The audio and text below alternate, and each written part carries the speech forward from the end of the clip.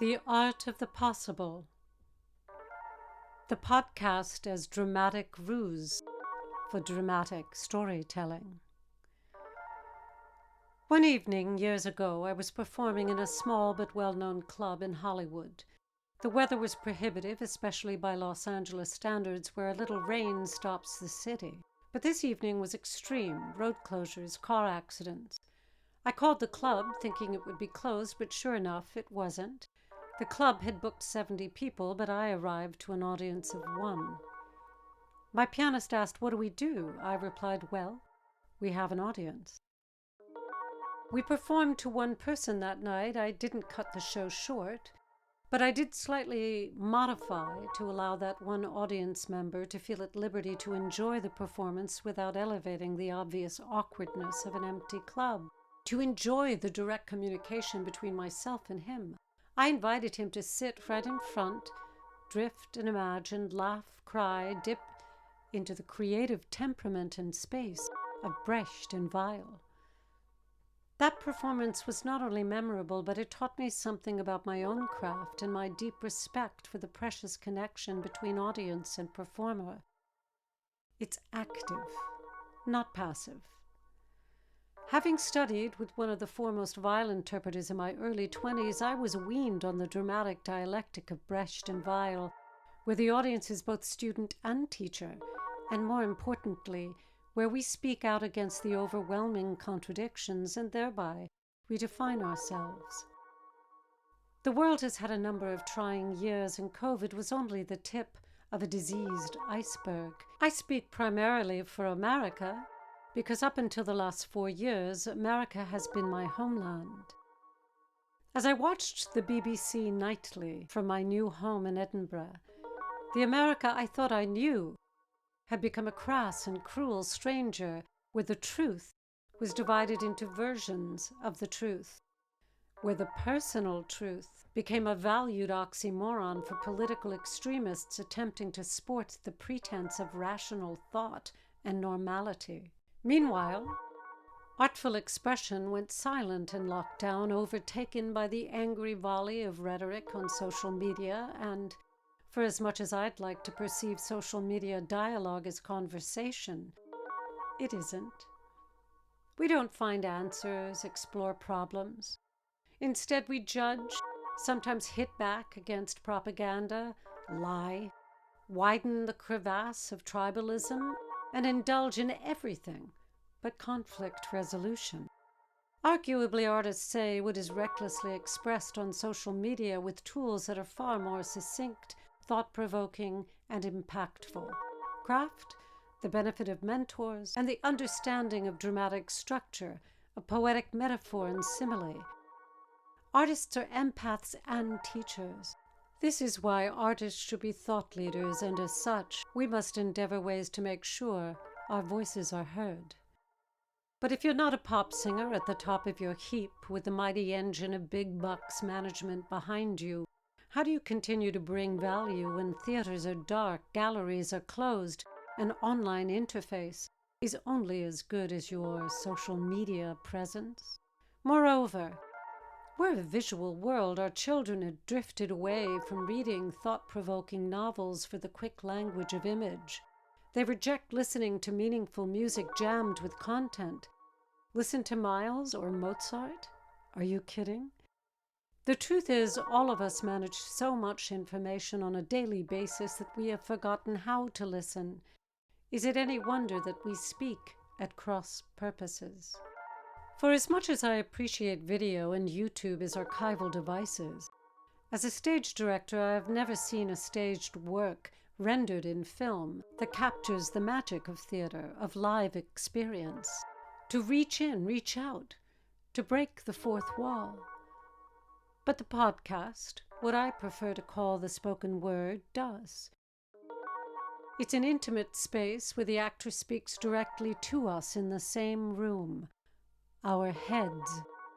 Meanwhile, our minds have permission to drift onto the private stage of our unique imaginations. In some ways, the interface between the storyteller and the listener is an active and artful collaboration. Remember the dialectic of Brecht and Weil, of student and teacher, of breaking the fourth wall and speaking out against the contradictions? The American intent is inspired in part by my own life as an artist, all those metaphorical airline tickets to new modes of expression. It is a place for me to mentor, encourage, and lead artists into the confidence of other technological platforms for their unique voices. A place for them to persist in what they do best despite the worst of times.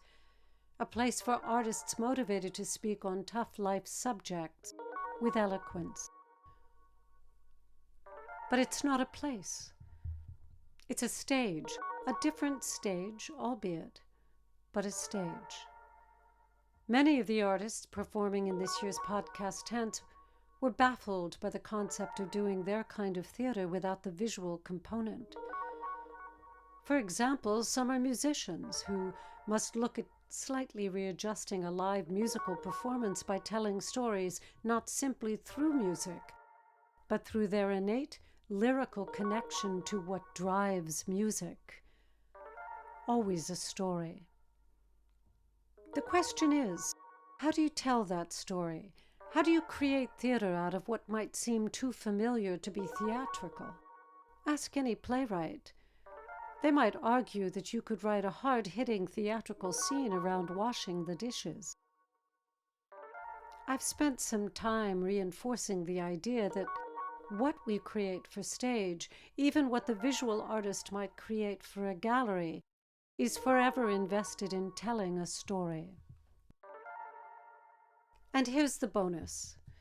We stop reaching only for the product and start celebrating the process. The process of how we start with pen, ink, musical note, watercolor, idea, and then journey from there to the final work. It's a wonderful story, one that audiences often take for granted, and yet for the artist, it is the better part of glory. We want to bear out that process in a manner that engages audiences and speaks to them as much as the final work. To explore how we get from point A to point B with rich descriptions, honest intention, and passion. What is the process for creating a podcast as opposed to a piece of theater for stage? Learning to speak to one person with as much desire toward positive impact as we speak to many.